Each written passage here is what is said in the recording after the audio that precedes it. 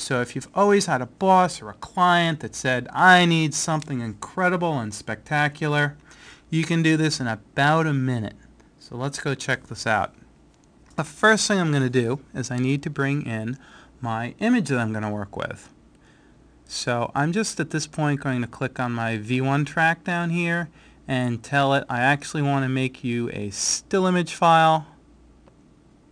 And let's go grab this logo. Now this logo has already been prepped in Photoshop. It's already had its alpha channel made. That's the transparency that allows you to see through it. So this artwork is done set, and I don't have to do anything with it for the moment. So the first thing I want to do is I'm off the edges. I want to scale this back. So I'm clicked on my first keyframe. For right now, I'm just going to toggle this over to constant so nothing happens, and I'm going to position this as large as I can fit it here. One thing worth noting, this tool uses the actual data displayed in the screen. One thing that you want to do is make sure that you're in high quality mode. If you're in draft mode and you did a little scale operation like I just did, this is a little bit of jaggies in here. That's because it's doing a quick scale operation to make interaction fast. We need full quality here. Great. The next thing we want to do is we want to trace this image. And we have the tool right here, but we need to set it up. So the next thing we need to do is come up to the window and come down here and find Vector Trace Palette and open this up. And we've got a few options in here. We can click on this box and we can select a bunch of different things, but we want to make sure that this is set to alpha. And we have a couple of other settings in here which I have already set to trace tolerance of 1, threshold of 5, and pre-blur. And pre-blur does what it says it's going to do. Before it tries to trace the image, it blurs the image out. And that can be very helpful if you've got small imperfections in the image. Maybe you've got a few bumps or jaggy edges. That can help smooth it out. Okay. The next thing we need to do is turn off any other video layers in the project. I'm going to turn off this bottom video layer so that I can see the checkerboard. If you see this instead, because the checkerboard isn't turned on, you just see the logo sitting on black. Make sure that you've got all your layers in the timeline turned off, and we're looking at checkerboard. The reason we're doing this, we want to make sure that we're going to grab the correct information, because remember, we're working with whatever's displayed here. So if my background's turned on, that's going to mess me up. Alright. My explanation has been long, but if we skip the explanation, I could have been done with this in under a minute. Let's go get the vector trace tool. I'm going to click on it. And now for the tricky part. On a PC, you need to hold down the Alt and Shift keys.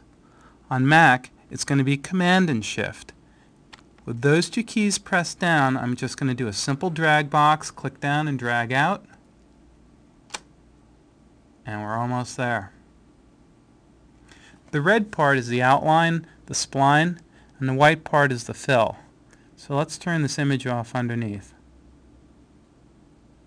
You guys want to see that one more time? Yeah, let's do this one more time.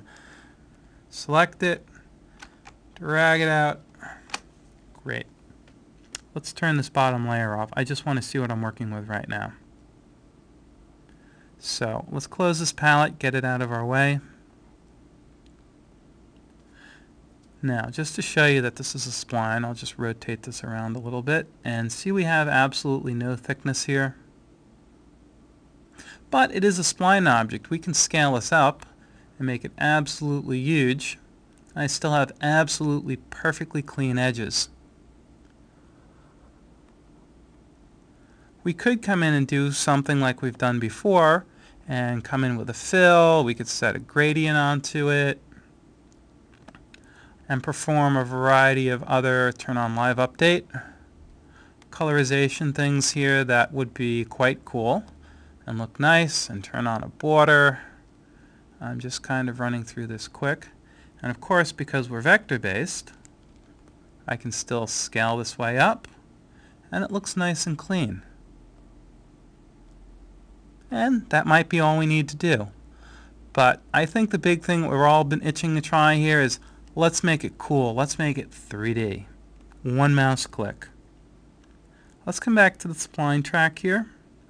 I'm going to select this object and I'm going to turn off the borders for now, and I'm just going to set my spill to color just to keep this a little simpler looking. Let's select the spline track and we're going to click here on this icon.